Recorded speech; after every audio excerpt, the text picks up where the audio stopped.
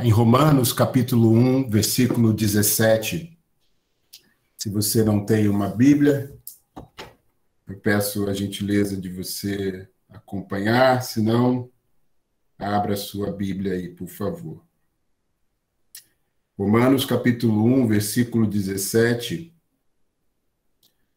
O apóstolo Paulo vai falar aqui: porque no Evangelho é revelada a justiça de Deus, uma justiça que do princípio ao fim é pela fé. Como está escrito, o justo viverá pela fé. Então, Paulo, ele está aqui me ensinando e usando uma passagem do profeta Abacuque. Essa passagem aqui, o justo viverá pela fé, está lá em Abacuque, capítulo 2, no versículo 7. E Paulo, ele está falando aos cristãos em Roma que aqueles que fizeram de Jesus Senhor da vida deles, eles deveriam viver pela fé e não pelo que se vê. Então, eu tenho convicção, como um cristão, e quero encorajar você também a ter, que o fato de nós sermos cristãos não significa que o mundo vai ser melhor. Então, quando a gente fala sobre racismo, sobre preconceito, sobre discriminação, a gente precisa ter essa perspectiva de que nós vivemos num mundo alienado de Deus. Então, eu não posso colocar sobre esse mundo, sobre a sociedade em que eu vivo, as expectativas de mudança.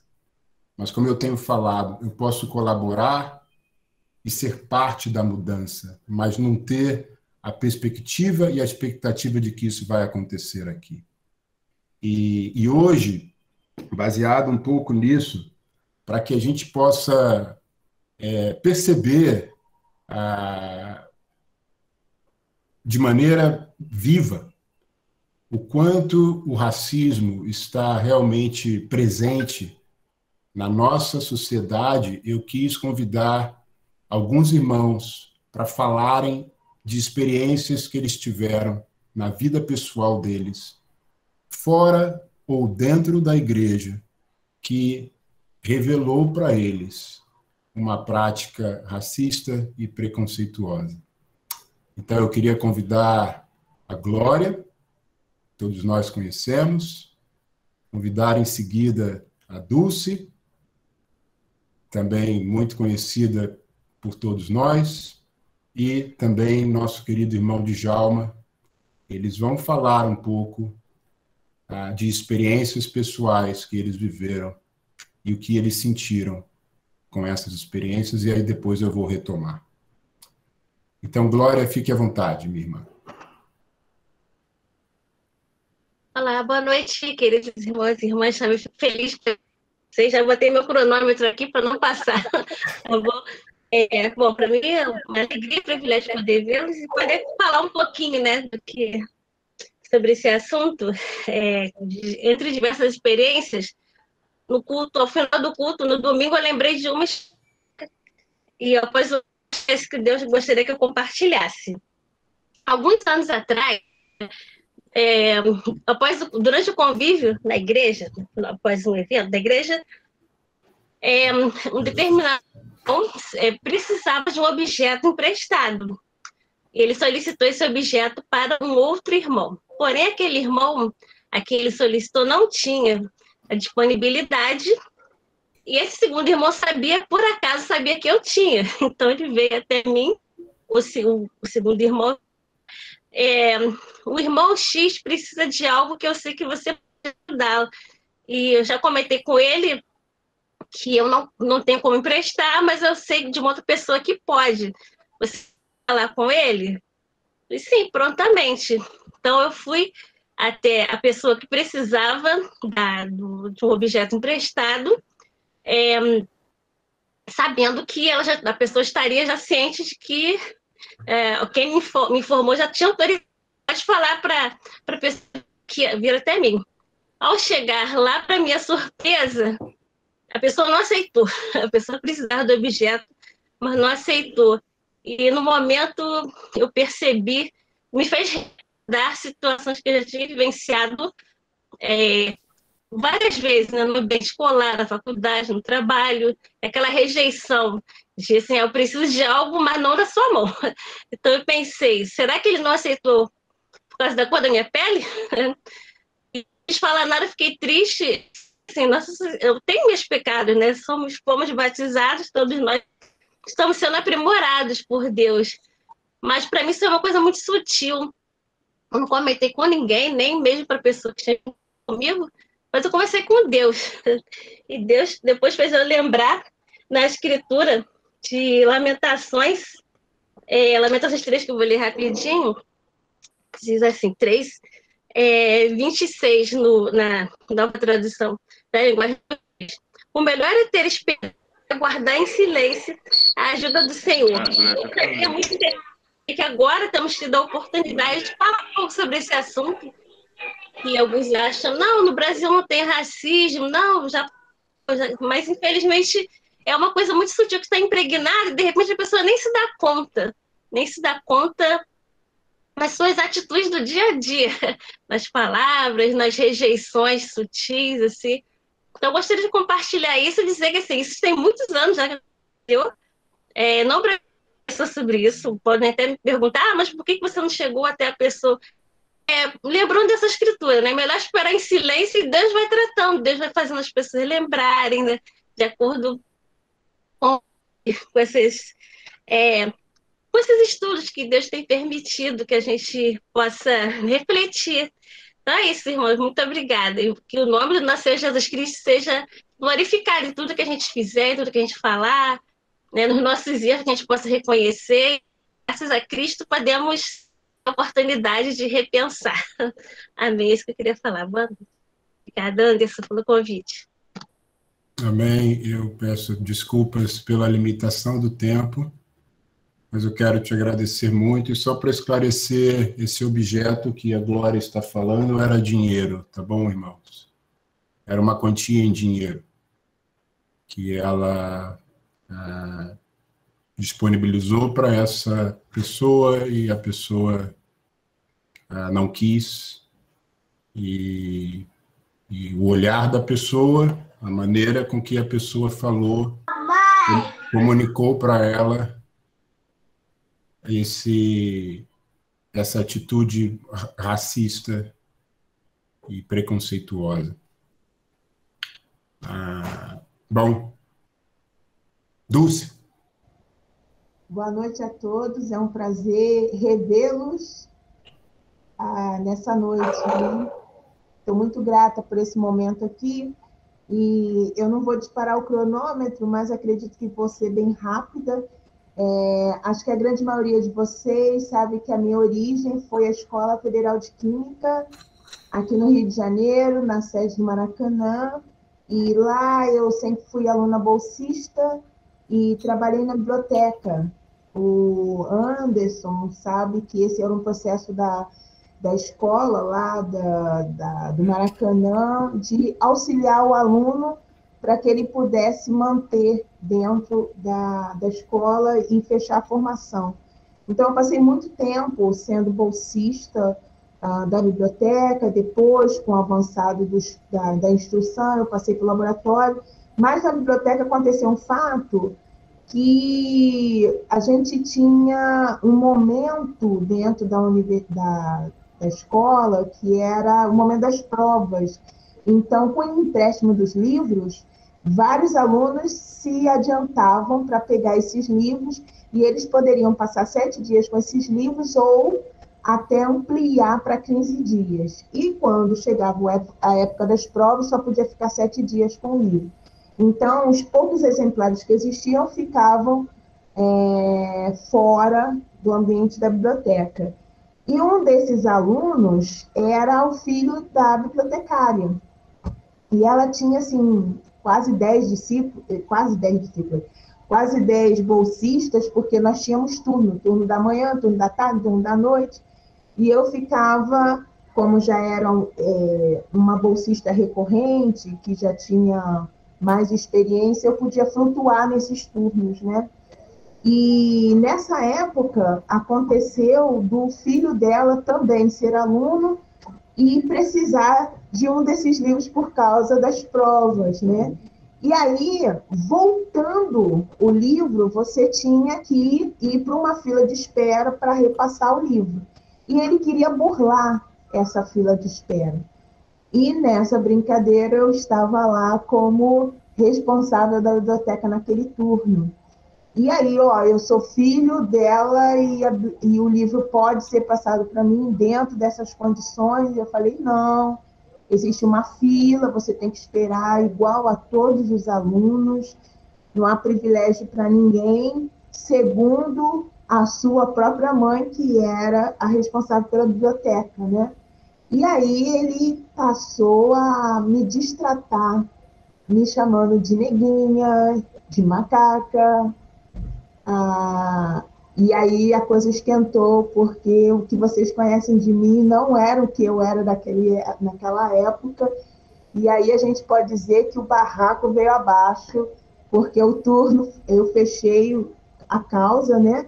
E aí passei a discutir com ele, ele passou a discutir comigo, e no dia seguinte, quando ela voltou dentro do horário dela de trabalho, ela me convidou para conversa, e o rapaz disse que eu estava inventando toda a situação. Obviamente, eu trouxe todas as testemunhas possíveis naquele momento, e ela apenas considerou que ele estava alterado, nervoso, que era algo pontual e que aquilo não aconteceria mais, né?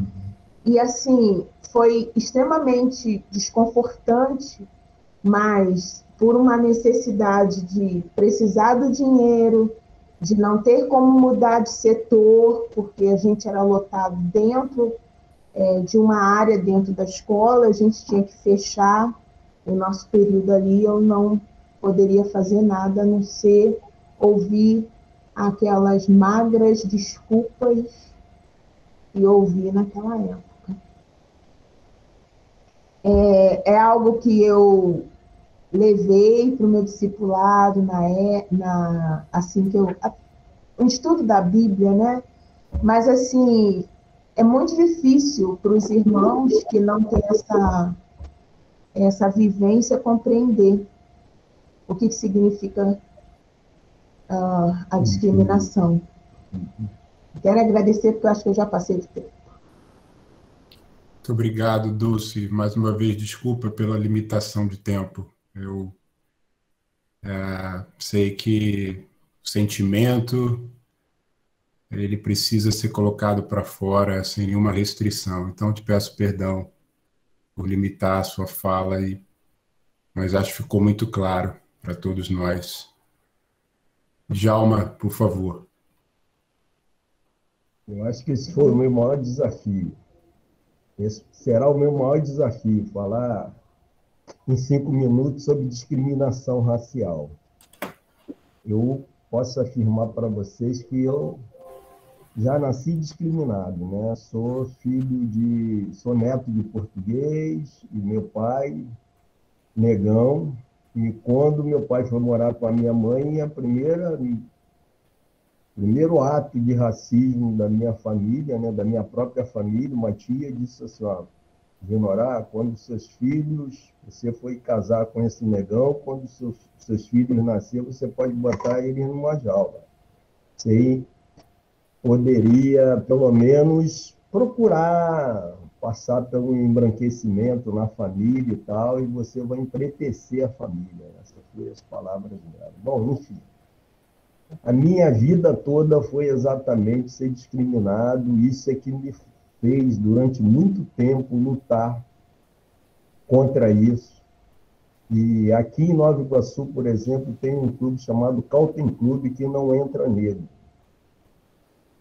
E eu morava muito humilde, morava do lado do diretor do Jornal dos Esportes aqui, e a filha dele ia dar um recital, né? Ela estava se formando em piano e acordeon, e aí me deu um convite.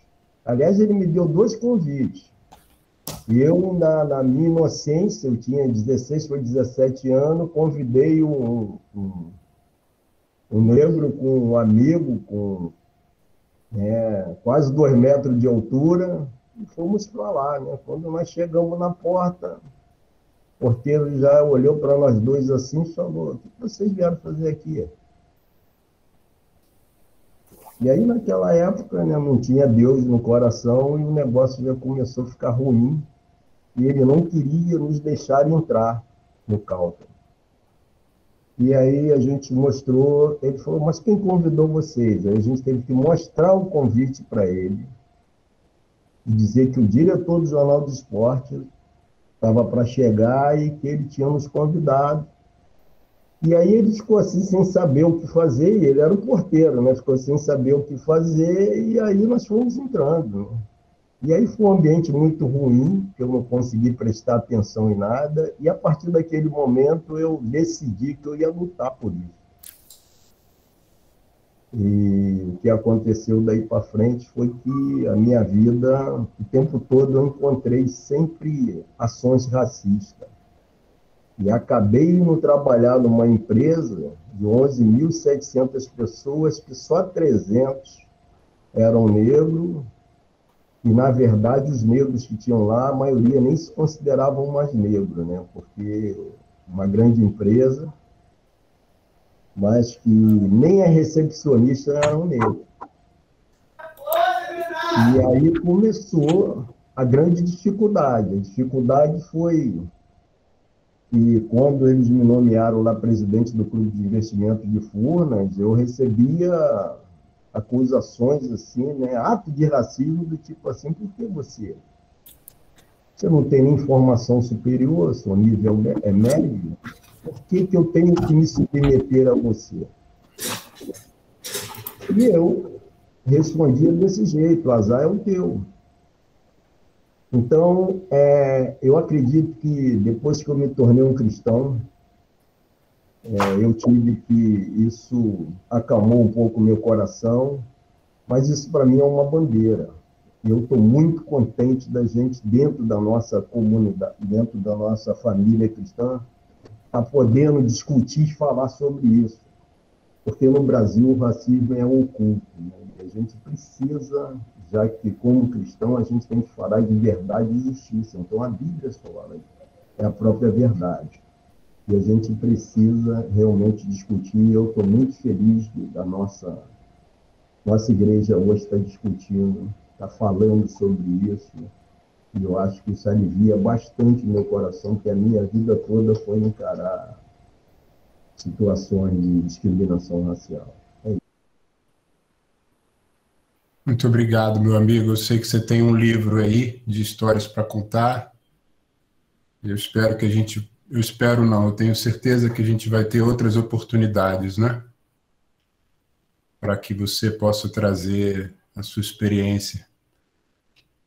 Eu quero falar rapidamente de uma experiência bem recente minha. Eu poderia falar de experiências ao longo de toda a minha vida. Eu tenho 49 anos, vocês sabem.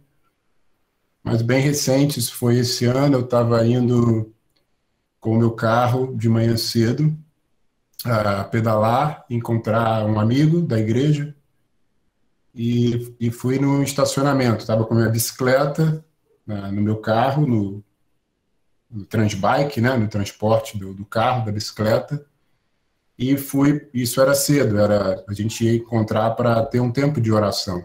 Então era às 7 horas da manhã. E eu encontrei um estacionamento, e quando eu entrei com o meu carro no estacionamento, o responsável, né, pelo estacionamento falou: o que você quer? Aí eu falei: bom, eu quero parar o meu carro. E ele falou: olha, tem outros estacionamentos aqui que você pode parar o seu carro. Aí eu falei: olha, tudo bem, eu só quero parar o meu carro. Se eu não posso parar aqui, eu vou dar marcha ré e vou embora. E ficou ele olhando para mim, aquela situação, alguns minutos, até que ele cedeu e pediu para eu deixar o carro em tal lugar. Ele não falou isso com as palavras, mas para mim foi muito claro que ele estava achando que eu estava roubando o carro e querendo entrar no estacionamento com o carro roubado, porque não faz nenhum sentido um funcionário de um estacionamento particular não deixar você perguntar por que você está entrando com o seu carro ali para parar o seu carro. Eu nunca tinha escutado isso em toda a minha vida. Eu tenho carro há 30 anos. Eu não sei se você já ouviu isso, a não ser que o estacionamento estava lotado, né? E não era o caso, eram 7 horas da manhã. Então, isso é um caso de vários outros que eu poderia aqui relatar do que eu já vivi como criança, como adolescente, como casado e como pai, até hoje.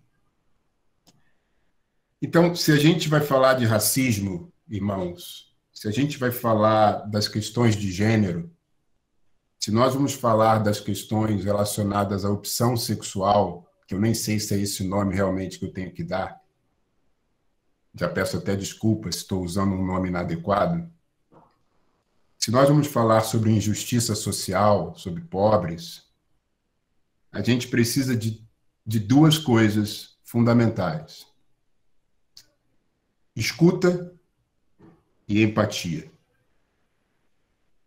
Se eu não consigo escutar, é muito difícil falar sobre isso. Porque eu vou começar a fazer colocações em cima do que eu estou ouvindo e eu não vou conseguir criar uma empatia com a pessoa que está falando, que é a segunda coisa fundamental se nós vamos falar sobre esse assunto. Se eu não consigo me colocar no lugar da Glória, se eu não consigo me colocar no lugar da Dulce, se eu não consigo me colocar no lugar do Djalma, simplesmente ouvir, simplesmente acolher o sentimento deles, independente de qualquer outra coisa que eles poderiam ter feito, independente de qualquer outra impressão que eles poderiam ter tido sobre aquela situação, se eu não consigo criar esse elo empático, é muito difícil falar sobre esse assunto. Então, se vamos tratar desse assunto na igreja, nós precisamos de empatia e de escuta. E se a gente cresce nessas duas virtudes, a gente cresce espiritualmente. É muito interessante observar, eu nunca havia observado o livro do profeta Abacuque com esse olhar que eu vou falar agora. Abacuque é um nome babilônio. E é interessante, você sabe o que significa Abacuque? Abacuque significa abraçar o entendimento. Como combina com o que a gente está falando aqui, né? Abraçar o entendimento. Abacuque foi escrito no ano 600, os historiadores dizem, né? Mais ou menos no ano 600 antes de Cristo. Ele morava em Judá e ele estava pregando para Judá um pouquinho depois do povo de Israel ter sido deportado para a Babilônia. Um pouquinho depois de Daniel ter sido deportado para a Babilônia, Abacuque aparece e começa a pregar para Judá. E é muito incomum esse livro de Abacuque. Ele é incomum, porque Abacuque, ele reclama com Deus. Ele questiona a Deus. Olha só, em Abacuque capítulo 1, não é um livro que a gente costuma abrir muito, então eu vou dar um tempinho para você achar ele aí, mas Abacuque capítulo 1, no versículo 2, até o subtítulo na NVI é a primeira queixa de Abacuque. Até quando, Senhor, clamarei por socorro sem que tu ouças? Até quando gritarei a ti violência sem que tragas salvação? Por que me fazes ver a injustiça e contemplar a maldade? Então, o que Abacuque está fazendo aqui? Ele está reclamando. Ele está criticando, ele está desabafando com Deus. Ele está questionando a Deus. Por que Deus permite a violência? Por que Deus permite a injustiça? Como isso foi escrito há 600 anos antes de Jesus Cristo, mas como essas palavras são nossas hoje? São palavras nossas hoje, como cariocas. E o que é interessante é que Deus responde a Abacuque. Ele vai falar no versículo 5, o subtítulo lá é a resposta do Senhor. Olhem as nações e contemplem-nas. Fiquem atônitos e pasmem, pois nos dias de vocês farei algo em que não creriam se lhes fosse contado. Então, Deus, ao invés de repreender Abacuque, ao invés de questionar Abacuque, não, ele responde a Abacuque. Ele acolhe o questionamento de Abacuque. Ele escuta a reclamação de Abacuque. E talvez por Deus ter dado esse espaço para Abacuque, para que ele pudesse desabafar, para que ele pudesse contar, para que ele pudesse falar, Abacuque reclama de novo. Ele reclama a segunda vez. Lá no versículo 12. Senhor, tu não és desde a eternidade? Meu Deus, meu santo, tu não morrerás. Senhor, tu designaste essa nação para executar juízo. Ó rocha, determinaste que ela aplicasse castigo. Teus olhos são tão puros que não suportam ver o mal. Não podes tolerar a maldade. Então, por que toleras os perversos? Por que ficas calado enquanto os ímpios devoram os que são mais justos que eles? Então, Abacuque, Deus fala do juízo da Babilônia contra o povo de Judá. E Abacuque está aqui confrontando Deus, porque Deus está tolerando os reis de Judá, os pecados dos reis de Judá, que fizeram com que a nação de Judá caísse na desgraça. E aí, Abacuque questiona de novo a Deus, reclama de novo, por que o Senhor tolera a maldade? Por que o Senhor tolera os perversos? E Deus, mais uma vez, Deus não repreende Abacuque, Deus não disse, quem é você para ficar me questionando? Pelo contrário, Deus validou a dor de Abacuque. Deus validou a dor de Abacuque. E Deus chamou Abacuque a ter fé e esperança. Olha o capítulo 2, no versículo 1. Ficarei no meu posto de sentinela e tomarei posição sobre a muralha. Aguardarei para ver o que o Senhor me dirá e que resposta terei à minha queixa. Então o Senhor me respondeu, escreva claramente a visão em tábuas para que se leia facilmente, pois a visão aguarda um tempo designado. Ela fala do fim e não falhará. Ainda que demore, espere-a, porque ela certamente virá e não se atrasará. Que palavra tão pertinente nos dias de hoje que a gente vive. Isso que maravilha na Bíblia. Como a Bíblia é viva, como ela tem aplicação no nosso dia a dia. Quantos de nós aqui talvez não estamos vivendo agora um tempo de desesperança, né? Por conta da injustiça, por conta dos fracassos, por conta das derrotas, talvez, por conta das doenças, por conta das provações, por conta das dificuldades financeiras, ou na família.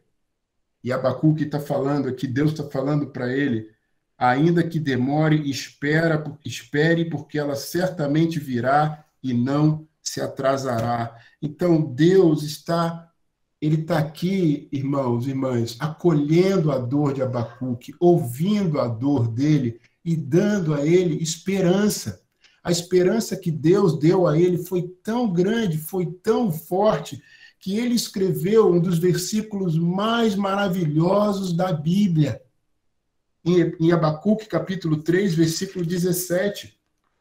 Lá no final do livro ele fala, mesmo não florescendo a figueira e não havendo uvas nas videiras, mesmo falhando a safra de azeitonas, não havendo produção de alimento nas lavouras, nem ovelhas no curral, nem bois nos estábulos, ainda assim eu exultarei no Senhor e me alegrarei no Deus da minha salvação. O Senhor, ó soberano, é a minha força. Ele faz os meus pés como os do servo, faz-me andar em lugares altos. Abacuque compõe uma música, uma poesia, dizendo, em outras palavras, que mesmo que as coisas não mudassem, que mesmo que as circunstâncias não se transformassem, ele daria louvor a Deus, ele se alegraria em Deus, ele exultaria a Deus. O que eu depreendo desse livro, a gente pode tirar várias lições aqui, mas essa lição nova que o entendimento desse livro me trouxe nos últimos meses, irmãos, é que Deus, ele escuta. Ele escuta. Ele não me rotula. Ele valida a minha dor. Ele me acolhe. E ele me dá esperança e fé. Irmãos e irmãs brancos que estão aqui comigo hoje à noite, você precisa ter consciência de que quando eu saio da igreja por ser negro, o que eu vivo é completamente diferente daquilo que você vive. Eu sou perseguido no mercado, eu sou perseguido no shopping center, eu sou perseguido na padaria, por conta da cor da minha pele. Isso é a realidade. E talvez você nunca vai compreender isso. Mas você precisa saber disso. Você precisa ouvir essas histórias. Ah, mas isso aconteceu há muitos anos atrás, Dulce. Ah, mas isso aconteceu há muito tempo atrás, Glória. Mas, irmãos, isso fica. Isso dói, você carrega isso dentro de você, porque isso se repete, isso não é uma coisa isolada que aconteceu há 20, 30 anos atrás. Isso se repete de outras maneiras no lugar onde a gente vive, por sermos negros e negras. Então é muito importante, irmãos, que você ouça, que você valide a minha dor, que você me acolha, como Deus fez com o profeta Abacuque. Ficar calado não é mais uma opção, irmãos. O racismo, a injustiça social, as questões de gênero têm que ser um tópico de discussão na nossa igreja. A gente precisa ir para um outro patamar, como diz aí, né? A gente precisa crescer espiritualmente. A gente precisa ser edificado, aprender e discutir sobre outros assuntos na igreja, como eu falei domingo passado. Não é para ficar na sala principal, mas a gente precisa ter um lugar na igreja onde nós vamos falar sobre essas questões, que causam dor, que machucam, que ferem, que traumatizam irmãos e irmãs da nossa congregação. E nós precisamos ter um lugar para acolher esses irmãos, para acolher essas irmãs e para ouvi-los. O que eu tenho que fazer, então? 3 coisas. Número 1, eu preciso orar. Orar por sabedoria. Orar por discernimento. Para que a gente saiba discernir o bem do mal e discernir o pecado das pessoas. E nós precisamos orar para que Deus nos revista com todas as peças da armadura dele. A fé, a palavra, a salvação, a esperança, para que a gente fale dessas coisas revestido do Espírito Santo de Deus. A oração, irmão e irmã negro, também vai ajudar você e eu a amarmos aqueles que nos ofendem, aqueles que nos machucam. Nós, como negros e negras, ou qualquer um aqui que sofre algum tipo de discriminação, porque a gente sabe que não é só o negro ou a negra que sofrem. A gente podia falar de vários outros grupos, várias outras pessoas que também são vítimas, como falamos sobre a mulher. Agora há uma discriminação sobre quem é de direita, sobre quem é de esquerda. Há uma discriminação se você é militar. Há uma discriminação se você é magro, se você é gordo. A divisão para um monte de coisa hoje na nossa sociedade. Mas nós precisamos aprender como cristãos a entregar o nosso sofrimento e a nossa dor em oração para Deus, porque Deus é poderoso para nos curar poderosamente e completamente. Nós somos novas criaturas. A gente tem que lembrar disso, irmãos. Nós somos novas criaturas. Mas a oração é um bom começo para sabermos como enfrentar e lidar com essa questão. Uma segunda coisa, eu já falei, mas eu vou reforçar. Ouça, aprenda e lamente. Ouça, irmão. Ouça as experiências dos seus irmãos e das suas irmãs.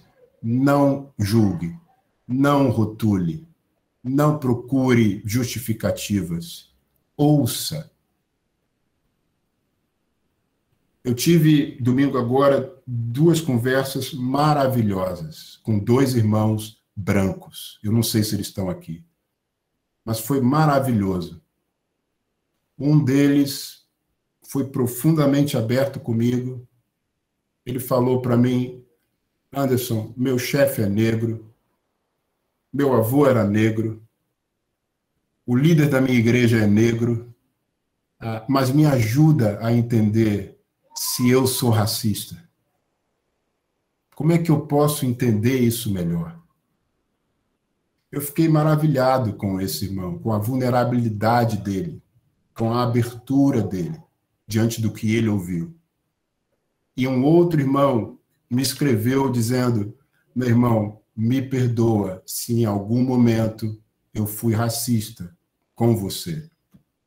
Ele também é branco. E nenhum desses 2 irmãos, como ninguém na igreja, jamais teve para comigo qualquer tipo de atitude preconceituosa. Mas eu fiquei maravilhado com esses irmãos, porque eles acolheram, ele acolheu a minha dor, ele me ouviu, ele não diminuiu a minha fala, ele me ouviu, ele entendeu. E foi maravilhoso esse diálogo com esses irmãos. Porque eu só vou amar o meu próximo se eu me importar com o seu sofrimento. Se você não se importa com o meu sofrimento, como é que você vai me amar? É mentira. Às vezes a gente tem que demorar para falar, irmãos. Às vezes a melhor coisa é não falar. Às vezes a melhor coisa é refletir se realmente eu devo falar. Porque nem tudo que eu ouço de alguém requer uma resposta. A gente tem esse DNA na igreja. A gente foi treinado assim. Que tudo a gente tem uma solução. Tudo a gente tem uma resposta. Tudo a gente tem um porquê. Mas a gente precisa amadurecer espiritualmente. E isso é maturidade. Parece que não é, mas é maturidade. Que às vezes é melhor a gente não falar. A gente simplesmente ouvir, acolher e sentir a dor. Só isso. Eu sei que às vezes a gente pode estar num lugar onde a gente precisa falar, numa posição onde pode ser até irresponsável da nossa parte não falar. Mas isso são exceções. Eu acredito que a maior parte das vezes, quando a gente está falando dessas questões, racismo, feminicídio, né? Preconceito contra a mulher, preconceito contra as opções sexuais, a questão da pobreza, eu acredito que o melhor é a gente ouvir, irmãos. Ouvir a dor, ouvir as histórias, acolhê-las e dar esperança. E especialmente se você está do outro lado. Porque quando você está do outro lado, ou seja, quando você é homem, quando você é branco, quando você é heterossexual, quando você é rico, você não consegue entender quem está do outro lado. Você não consegue. Então, às vezes, o melhor é realmente a gente só ouvir. E é isso, irmãos, que é o meu sonho e que eu acredito que é o sonho de Deus também, que a gente tenha na nossa comunidade. Um lugar onde alguém vai chegar, mesmo que seja completamente diferente de você, ela vai ser ouvido. Ah, você está falando que a gente tem que concordar com tudo que a pessoa fala? Não estou falando isso, irmãos. Eu estou falando um lugar onde você vai ser ouvido, acolhido. Eu acredito que essa é a vontade de Deus para todos nós. E, por fim, nós temos que falar contra o pecado, porque o racismo é pecado. Discriminação é pecado. Preconceito é pecado. Nós não devemos ter medo de falar sobre isso, irmãos e irmãs. Medos de ser mal compreendidos, medo de ofender. Não, porque o medo paralisa. O medo paralisa. Se você conhece alguém, se você viu alguém, eu quero encorajar você a falar. Olha, você é racista. Olha, essa atitude é uma atitude racista. Eu não vou compactuar com esse comportamento. Porque talvez, irmãos, isso eu não falei domingo, eu vou falar agora, você não seja racista. Talvez você não seja. E eu acredito que você não é. Mas eu quero ajudar você a entender que nós vivemos numa sociedade onde o racismo ele está estruturado. Ele está estruturado, irmãos. Começa a prestar atenção nos empregos que a gente pode considerar como mais subalternos, como menos valorizados. A maioria das pessoas que trabalham em empregos assim, ou são negros, ou são nordestinos. Começa a observar a escola dos teus filhos, que pode ser uma escola particular. Começa a observar quantas crianças negras existem lá.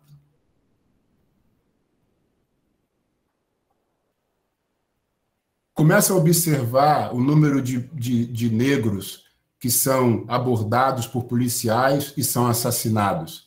E compara isso com o número de brancos. Começa a observar, como tem sido noticiado agora, os negros que são presos por engano. As pessoas que são presas por engano. E vê se existe algum branco lá que é preso por engano. Então, quando você começa a observar essas coisas na sociedade, você vai vendo que existe uma coisa estrutural. Existe uma coisa sistemática, que talvez você não seja racista, mas se você não combate isso, se você não enfrenta isso, você está colaborando para que isso perpetue. no lugar onde nós vivemos. Então, eu quero encorajar a igreja, a gente a ouvir, a aprender, a lamentar e a falar contra o pecado do racismo. Nós precisamos ser um movimento, uma igreja profética. Uma igreja que vai falar a verdade no mundo que nós vivemos. E eu tenho certeza que se a gente enfrenta os males que o mundo está perpetuando, a igreja vai crescer. A igreja vai ser uma luz. E nós vamos ver mais pessoas chegando à nossa comunidade. Por ver uma comunidade onde a pessoa é ouvida, acolhida, não importa qual é a sua dor. E, depois disso, é dada a ela esperança e fé. Então, que Deus seja glorificado. Eu quero, mais uma vez, convidar você. Nós já temos esse lugar no Brasil, todas as quintas-feiras, à noite. Um grupo de irmãos está se reunindo, na sua maioria negros e negras, mas é um grupo aberto para qualquer cor de pele. Um grupo onde a gente está exercitando isso que eu falei aqui. Um lugar de fala, um lugar de acolhimento e, sobretudo, um lugar de esperança. Então, se você tiver interesse de participar, pode me mandar uma mensagem no WhatsApp privado, que na quinta-feira eu envio para você o link dessa chamada e você vai experimentar o bálsamo que eu tenho experimentado nos últimos 12 meses. Glorinha também tem experimentado isso, de ser parte de um grupo assim, dentro da nossa comunidade. E então, é isso que eu queria compartilhar com vocês. Mais uma vez, muito obrigado pela oportunidade.